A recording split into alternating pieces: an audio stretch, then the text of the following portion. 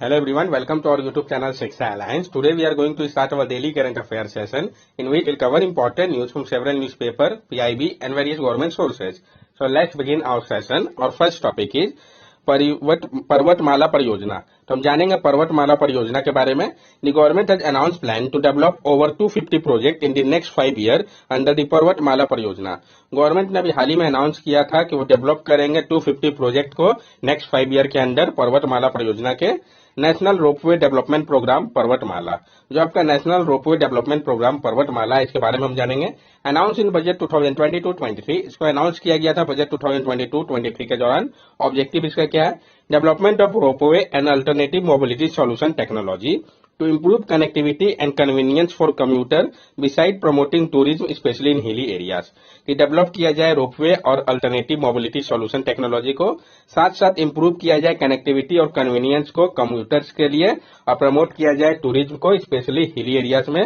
Nodal ministry की अगर हम बात करें तो ministry of road transport and highway जो है वो इसके लिए नोडल मिनिस्ट्री है। मोड क्या है इसका? तो पब्लिक प्राइवेट पार्टनरशिप मोड में ये काम करेगा। कौन कौन से रीजन में इसको बनाया जाएगा? तो Uttarakhand, Himachal Pradesh, Manipur, Jammu and Kashmir and other north eastern state. तो उत्तराखंड, हिमाचल प्रदेश, मणिपुर, जम्मू कश्मीर और जो आपके अदर नॉर्थ ईस्टर्न स्टेट है उस रीजन पे इसको कंस्ट्रक्ट किया जाएगा। क्या फायदा है रोपवे का? Economical mode of transportation, faster mode of transportation, environmentally friendly, last mile connectivity, ideal for difficult challenging sensitive train. ये इकोनॉमिकल मोड है ट्रांसपोर्टेशन का, फास्टर मोड भी है, साथ साथ एनवायरमेंटली फ्रेंडली भी है, लास्ट माइल कनेक्टिविटी प्रोवाइड करता है और काफी ज्यादा सुटेबल है डिफिकल्ट चैलेंजिंग या सेंसिटिव टेरेन के लिए। नेक्स्ट टॉपिक है हमारा human induced planet warming earth energy imbalance. तो जो आपका ह्यूमन इंड्यूस्ड प्लैनेट वार्मिंग हो रहा है, अर्थ एनर्जी इम्बैलेंस हो रहा है, इसके बारे में हम जानेंगे। A new study publish in the journal earth science data warns that human induced climate change is affecting earth energy balance। एक जो नया स्टडी है जिसको कि पब्लिश किया गया है journal earth system science data पे, ये वार्न कर रहा है कि जो ह्यूमन इंड्यूस्ड क्लाइमेट चेंज है ये अफेक्ट कर रहा है अर्थ के एनर्जी बैलेंस को। What does this study say? ये स्टडी क्या बतलाता है? Over the last 50 years, about 99% of the accumulated heat is stored in the ocean, 6% on land, and 1% in the atmosphere, and about 4% available for melting the cryosphere। Last 50 years पे approximately 89% जो है accumulate हुआ है heat, जो कि store हुआ है ocean में, 6% लैंड पे और परसेंट एटमोस्फियर पे और 4% अवेलेबल रहा है मेल्ट करने के लिए क्रायोस्फीयर को। Impact of this increasing heat absorption और सिस्टम कंपोनेंट लैंड, क्या इम्पैक्ट पड़ रहा है ये जो बढ़ रहा है हीट एब्जॉर्प्शन इसके कारण? तो हम जानेंगे जो अर्थ सिस्टम कंपोनेंट है इस सबको, लैंड वाटर जो है सबको हम देखेंगे। तो सबसे पहले हम लैंड को जानते हैं। Increase ground surface temperature trigger decomposition of soil organic matter and plant litter by soil microbia which result carbon dioxide and process higher soil respiration can decrease soil water. जो बढ़ रहा है ग्राउंड सरफेस टेम्परेचर, ये बढ़ा रहा है decomposition soil के organic matter का और प्लांट लीटर का सॉइल माइक्रोब जो उसमें होता है, जिसके कारण कार्बन डाइऑक्साइड जो इस प्रोसेस में बढ़ रहा है। हायर सॉइल रेस्पिरेशन क्या करता है? डिक्रीज करता है सॉइल वाटर को। वाटर बॉडीज के लिए अगर हम बात करें तो heat storage within inland water bodies and increase in lake water temperature making condition right for algal bloom. और जो हीट स्टोर हो रहा है इनलैंड वाटर बॉडीज में, जो इंक्रीज हो रहा है लेक में वार्म वाटर टेम्परेचर, इसके कारण कंडीशन जो है वो सुटेबल हो जा रहा है अलगल ब्रूम के लिए। और अलगल ब्रूम को ज्यादा ग्रो करके क्या कर रहा है? बाकी न्यूट्रिएंट्स को एब्जॉर्ब कर ले रहा है और बाकी जो स्पीसीज है वाटर के उसके लिए हानिकारक हो रहा है। ट्रोपोस्फियर की अगर हम बात करें, the lower atmosphere, also known as the troposphere, is warming up due to increased heat accumulation, especially in the upper troposphere in the tropical changes in the earth climate, circulation and weather pattern। और जो lower atmosphere है जिसको कि हम troposphere भी कहते हैं, ये भी वार्म हो रहा है इंक्रीजिंग हीट एक्यूमुलेशन के कारण। स्पेशली अपर ट्रोपोस्फियर जो है ट्रॉपिक्स चेंज कर रहा है अर्थ के क्लाइमेट को, सर्कुलेशन को और वाटर पैटर्न को भी। क्रायोस्फीयर की अगर हम बात करें, increase heat uptake, melting of grounded and floating ice albedo effect contribute significantly to the overall cryosphere heat gain. और जो बढ़ रहा है हीट अपटेक, इसके कारण मेल्ट हो रहा है ग्राउंडेड या फ्लोटिंग आइस, और जो लेस एल्बिडो इफेक्ट है ये कंट्रीब्यूट कर रहा है significantly overall cryosphere heat gain में। What is earth energy imbalance? ये earth energy imbalance है क्या? It refers to the difference between the amount of energy that earth receives from the sun and the amount of energy that it radiates back to space। Earth energy imbalance जो है ये कहा बताया गया है कि ये डिफरेंस होता है जो अमाउंट ऑफ एनर्जी जो कि अर्थ रिसीव करता है सन से, और जो अमाउंट ऑफ एनर्जी है जो कि ये रेडिएट बैक करता है स्पेस में, उसका जो डिफरेंस है उसी को अर्थ एनर्जी इम्बैलेंस कहते हैं। पॉजिटिव ईईआई क्या है? When this imbalance is positive, it means that more energy is entering the Earth system than is leaving, which lead to warming planet. जब इम्बैलेंस जो है पॉजिटिव होता है यानी पॉजिटिव ईईआई होता है, इसका मतलब है कि ज्यादा एनर्जी इंटर कर रहा है अर्थ के सिस्टम में बाहर जाने के कंपैरिजन में, जिसके कारण प्लेनेट जो है वो ज्यादा वार्म होता है। सिग्निफिकेंस क्या है ईईआई का? The EI is an important indicator of climate change and provide an estimate of how much and how fast the Earth climate is warming. ये जो है आपका एक इम्पोर्टेंट इंडिकेटर है क्लाइमेट चेंज के लिए और दर्शाता है कि एस्टिमेट बताता है कि कितना ज्यादा और कितना स्पीड में अर्थ का क्लाइमेट वार्म हो रहा है, उसको दर्शाता है, जो कि काफी बेनिफिशियल है हमारे लिए। आप यहाँ पे देख के समझ सकते हैं कि ये जो आपका स्कैटर हुआ स्पेस में ये आपका इनकमिंग सोलर रेडिएशन है, कुछ आपका रिफ्लेक्ट हुए क्लाउड से, कुछ आपका रिफ्लेक्ट हुए सरफेस से, और ये जो आपको ओशियन लैंड के द्वारा एब्जॉर्ब कर लिए गए। बाकी जो एब्जॉर्ब एयर हुआ आपका H2O ओजोन क्लाउड डस्ट में, यहाँ पे H2O फलाना दिखाना आपको दिखाया गया, और जो ये रेडिएट हुआ क्लाउड के फॉर्म में, ये पूरा चार्ट में आपको सब कुछ दर्शाया गया है कि कैसे क्या हो रहा है। नेक्स्ट टॉपिक है हमारा ग्लोबल यूनिकॉर्न इंडेक्स। हम जानेंगे ग्लोबल यूनिकॉर्न इंडेक्स के बारे में। After the United State and China, India retain the third highest number of unicorn in the world, Hurun report on global unicorn. तो यूनाइटेड स्टेट और China के बाद India ने रिटेन रखा है अपना तीसरा हाईएस्ट नंबर ऑफ यूनिकॉर्न का पोजीशन को वर्ल्ड पे, Hurun report on global unicorn पे। यानी जो टॉप पोजीशन है उसमें यूएस है, सेकंड में चाइना, और थर्ड पोजीशन जो है ग्लोबल यूनिकॉर्न इंडेक्स में वो इंडिया के द्वारा ऑक्युपाई किया गया है। क्या फाइंडिंग है इसमें? India with 68 unicorn has added 40 new unicorn since the pandemic began and stand behind USA 666 and China 316। India जिसका कि 68 यूनिकॉर्न है, जिसमें कि एडिशन हुआ है 14 न्यू यूनिकॉर्न का पैंडेमिक के बाद। ये पीछे आपका यूएसए जिसका कि 666 है और चाइना जिसका 316 है। Top most unicorn in India, जो टॉप मोस्ट यूनिकॉर्न है भारत के कौन कौन से? जैसे कि बाइजूस हो गया जिसका वॉल्ट $22 बिलियन का अप्रॉक्स है, स्विगी और ड्रीम 11 हो गया, दोनों का ही वॉल्ट आपका $8 बिलियन है। Offshore unicorn, India 70 has more than China 32 and both country produce more offshore unicorn than any other country. तो ऑफशोर यूनिकॉर्न की अगर हम बात करें तो भारत का 70 है, जो कि चाइना से अधिक है, चाइना का 32 है। दोनों ही कंट्री जो है प्रोड्यूस करते हैं ज्यादा ऑफशोर यूनिकॉर्न को किसी और कंट्री के कंपेरिजन पे। हुरून के बारे में हम जान लें। It is a research media and investment business based known for its Hurun rich list, a ranking of the wealthiest individual in China. ये आपका रिसर्च मीडिया और इन्वेस्टमेंट बिजनेस है, जिसको कि हम जानते हैं इसके हुरून रिच लिस्ट के लिए, जो कि रैंकिंग करता है वेल्थिएस्ट इंडिविजुअल को चाइना में।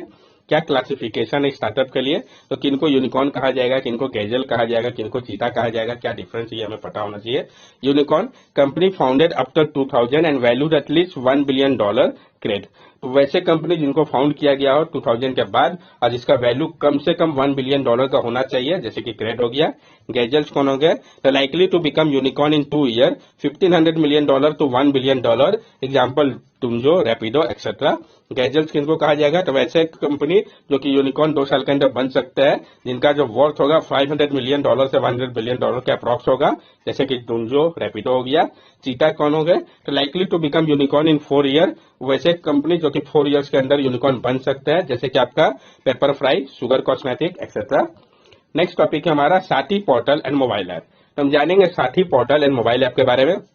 The Sathi Seed Traceability Authentication and Holistic Inventory Portal and mobile app were launched by the Ministry of Agriculture and Farmer Welfare.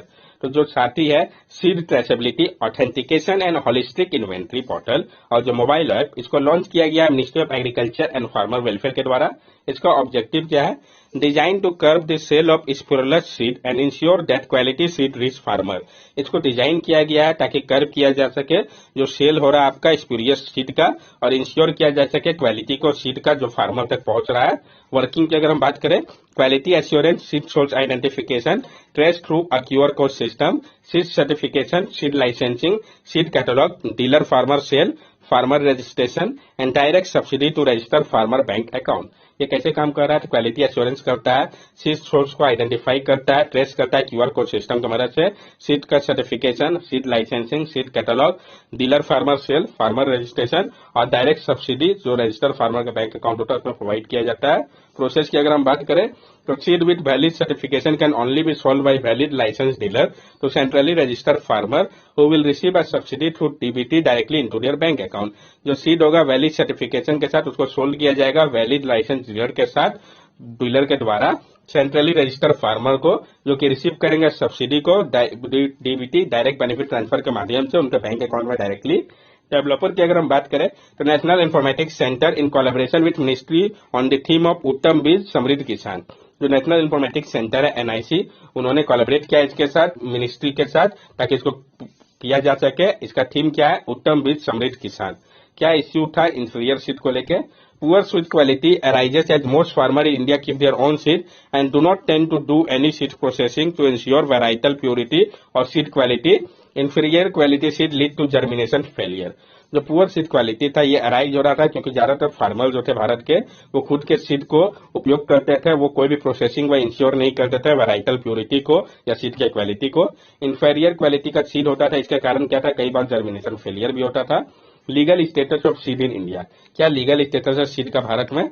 Enactment of seed act 1966 give legal status to seed in India. Seed Act allow farmer to get compensation for losses incurred. Seed certification is voluntary but labeling is compulsory in India.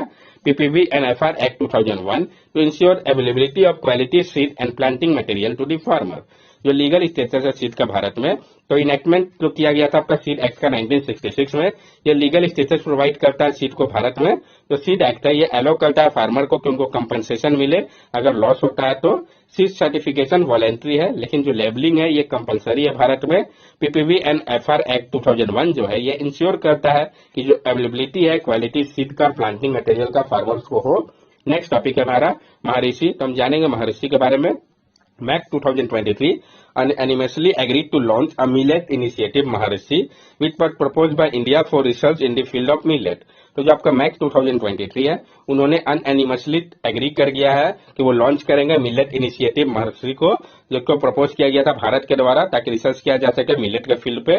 तो किसके द्वारा produce इसको किया गया था, propose किया गया था? तो भारत के द्वारा। ये क्या है? तो आपका मिलेट इनिशिएटिव है, ये सब इंपॉर्टेंट है। फुल नेम इसका क्या है? महर्षि millet and other ancient grain international research initiative.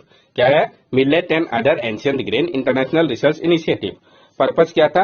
Research and awareness about agro biodiversity, food security and nutrition aligning with the international year of millet 2023। कि रिसर्च और awareness जागरूक किया जा सके एग्रो बायोडाइवर्सिटी को लेके, फूड सिक्योरिटी और nutrition align किया जा सके इंटरनेशनल ईयर ऑफ मिलेट 2023 में। सेक्रेटेरिएट की अगर हम बात करें तो Indian institute of millet research IIMR Hyderabad जो है वो इसके लिए है। टेक्निकल सपोर्ट किसके द्वारा प्रोवाइड किया जा रहा है? तो international crop research institute for semi arid tropic ICRISAT और वन CGIAR सेंटर और अदर इंटरनेशनल ऑर्गेनाइजेशन जो है ये सब मिलकर इसको टेक्निकल सपोर्ट प्रोवाइड कर रहा है। फोकस किसके ऊपर हो रहा है? तो न्यूट्री सीरियल या सुपर फूड के ऊपर मेनली, जिसको ग्रो किया जाता है मार्जिनल लैंड पे, ड्राई एरिया टेम्परेचर पे, सब ट्रॉपिकल या टॉपिकल रीजन पे। प्रायोरिटी एरियाज की अगर हम बात करें तो फूड सिक्योरिटी और न्यूट्रिशन के ऊपर है। Building resilience and sustainable agriculture two approaches of climate resilience agriculture and one health, digitalization for agriculture transformation and public private partnership for research and development. ये सारा ही इसका प्रायोरिटी एरिया है। Mac के बारे में भी हम जान लें तो जो G20 मीटिंग है एग्रीकल्चर चीफ साइंटिस्ट मैक का, ये इन्वॉल्व कर रहा है मीटिंग को मिनिस्ट्री और गवर्नमेंटल बॉडी का, जो कि रिस्पॉन्सिबल है एग्रीकल्चर रिसर्च के लिए रेस्पेक्टिव G20 स्टेट में, और लीडिंग रिसर्च इंस्टीट्यूशन जो कि स्ट्रेटेजिकली एडवाइस कर रहे हैं डिसीजन लेने में। जो पहला मीटिंग था मैक का, ये आपका मैक्सिको में हुआ था तब 2012 पे। ये भी इंपॉर्टेंट पॉइंट है। नेक्स्ट टॉपिक है हमारा एमिक प्लाज्मा वेव। तो हम जानेंगे एमिक प्लाज्मा वेव के बारे में। साइंटिस्ट जो है भारत के, उन्होंने आइडेंटिफाई किया है एक टाइप को प्लाज्मा वेव का, जिसको इलेक्ट्रोमैग्नेटिक आयोन साइक्लोट्रॉन एमिक वेव कहा गया है इंडियन अंटार्कटिक स्टेशन मैट्री पे। कहाँ पे इसको आइडेंटिफाई किया गया है? तो इंडियन अंटार्कटिक स्टेशन मैट्री पे। ये भी इंपॉर्टेंट है। तो प्लाज्मा के बारे में हम जान लें। प्लाज्मा को ऑफन रिफर किया जाता है कि ये चौथा स्टेट है मैटर का, सॉलिड, लिक्विड और गैस के साथ। ये टाइप है गैस का जो कि बना हुआ है इलेक्ट्रिकली चार्ज पार्टिकल से, जैसे कि आयोन या फ्री इलेक्ट्रॉन से। प्लाज्मा जो है ये पाए जाते हैं बहुत सारे प्लेसेस में, जैसे कि फ्लेम्स, लाइटनिंग और सन में भी। व्हाट और इलेक्ट्रोमैग्नेटिक आयोन साइक्लोट्रॉन एमिक वेव। ये आपका इलेक्ट्रोमैग्नेटिक आयोन साइक्लोट्रॉन एमिक वेव होता क्या है? ये आपका टाइप है प्लाज्मा वेव का जो कि जनरेट होता है अर्थ के मैग्नेटोस्फीयर पे। ये एक रीजन स्पेस का अराउंड अर्थ के पास का, जो कि अफेक्ट करता है प्लेनेट के मैग्नेटिक फील्ड को। ये वेव जो है ये रेजोनेट करता है चार्ज पार्टिकल के साथ, पार्टिकुलरली आयंस के साथ, जो कि ट्रैप्ड होते हैं मैग्नेटोस्फीयर पे, जिसके कारण क्या होता है, ये मूव करते हैं एक साइक्लिकल मोशन पे। क्या सिग्निफिकेंस है स्टडी को लेके एमिक वेव का? तो study can help understand the impact of energetic particle specially killer electron in the radiation belt on the low orbiting satellite. ये जो स्टडी है ये मदद करेगा समझने में जो प्रभाव पड़ रहा है एनर्जेटिक पार्टिकल का, स्पेशली किलर इलेक्ट्रॉन का रेडिएशन बेल्ट पे लो ऑर्बिटिंग सैटेलाइट के लिए। किलर इलेक्ट्रॉन जो है इलेक्ट्रॉन होता है जिसका स्पीड जो है वो काफी क्लोज होता है स्पीड ऑफ लाइट के, जो कि फॉर्म करता है रेडिएशन बेल्ट को प्लेनेट अर्थ के लिए।